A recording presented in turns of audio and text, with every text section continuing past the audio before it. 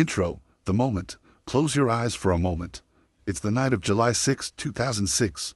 The Olympic Stadium in Berlin is about to explode. France versus Italy, the World Cup final. 167 nations with their eyes fixed on that rectangle of grass. Zinedine Zidane has just been sent off. The best player in the world, shattered in his final professional match. And now, the penalty shootout will decide who lifts the World Cup. David Trezeguet steps up to the spot, the man who never misses, the man who scored the golden goal in Euro 2000, the cold-blooded killer from 11 meters. And there he is, with that broken nose that looks sculpted by blows, with hands that seem crafted by some capricious god specifically to stop footballs, with a gaze that doesn't communicate fear, but something far more unsettling, absolute certainty. Trezeguet shoots, the ball hits the crossbar, and bounces out. Italy are world champions, and that man running toward his teammates, that man crying and screaming and collapsing to his knees on the Berlin grass, that man has spent 21 years between the posts. 2 decades as the best goalkeeper on the planet. His name is Gianluigi Buffon, and this is his story. Chapter I, Carpi, the cradle of a giant. To understand Buffon, you have to travel to northern Italy, to Tuscany, to a town called Carpi, in the province of Massa Carrara. January 1978, the world is deep in the Cold War.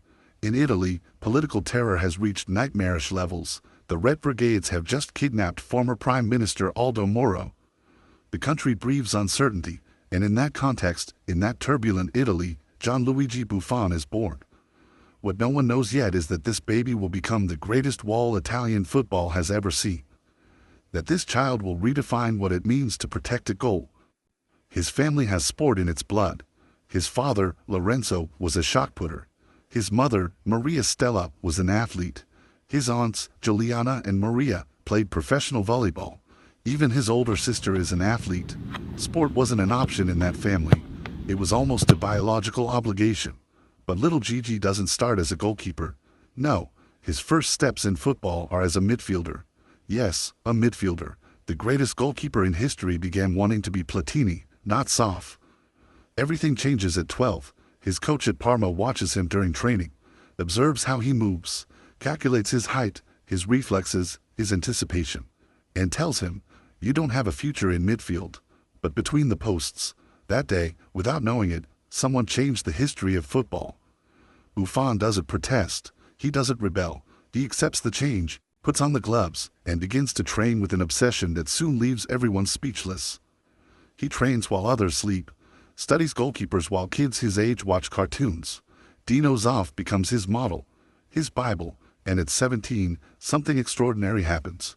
Chapter 2, the debut that changed everything. November 19, 1995. Parma host AC Milan in Serie A. The Rossoneri are the most powerful team in the world. Maldini, Baresi, Savicevic, Boban. A lineup that would make anyone tremble. Parma's starting goalkeeper can't play, and coach Nevio Scala makes a decision many consider madness. He puts his 17-year-old kid in goal who has barely played official matches. That kid is Buffon. Final score, 0-0. Buffon saves everything. He plays with a maturity that makes no sense at that age. By the end of the match, scouts across Europe are already making calls. But the most revealing thing that night isn't his hands or his feet. It's his face. No fear, no visible nerves, just focus, just the expression of someone who knows exactly where he is and exactly what he has to do. At 17, Gianluigi Buffon already looks immortal. The following seasons at Parma become a catalogue of legendary performances. The club wins the UEFA Cup in 1999, multiple Coppa Italia titles. And Buffon is the anchor behind it all, the man who turns the goal into something sacred. By 1999, he's only 21, and already considered the best goalkeeper in Europe. The biggest clubs start calling: Barcelona, Manchester United, Real Madrid.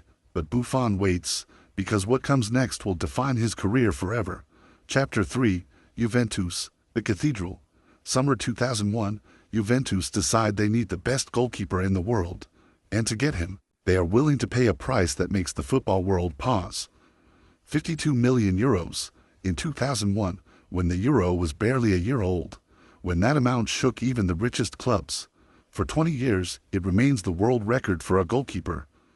Juventus aren't buying a player, they are acquiring an institution, and Buffon repays that trust in ways even the most optimistic couldn't imagine. The dominance of Juventus in early 2000s Serie A is built on that goal. Those hands, that mind, the stats from those years are absurd in their perfection. Entire stretches of over 900 minutes without conceding, clean sheets in decisive matches, performances that leave commentators without words. But football rarely allows gods to exist without punishment. And in 2006, just after winning the World Cup, everything collapses. Chapter IV, the CALCIOPOLI hell. The scandal that shakes Italian football in 2006 has a name that still stings: Calciopoli. Leaked phone calls, allegedly manipulated referees, executives conspiring to control matches, a corrupt system collapsing in spectacular fashion. Juventus are at the center. The punishment is brutal: relegation to Serie B, stripped of league titles. The most decorated club in Italy, humiliated before the world. And here comes the moment that defines who Buffon really is. When the dust settles, he receives offers from nearly every major club in Europe. Chelsea, Arsenal, Real Madrid, and he says no to all of them. He stays, goes down to Serie B, the best goalkeeper in the world playing second division football, because leaving would feel like betrayal.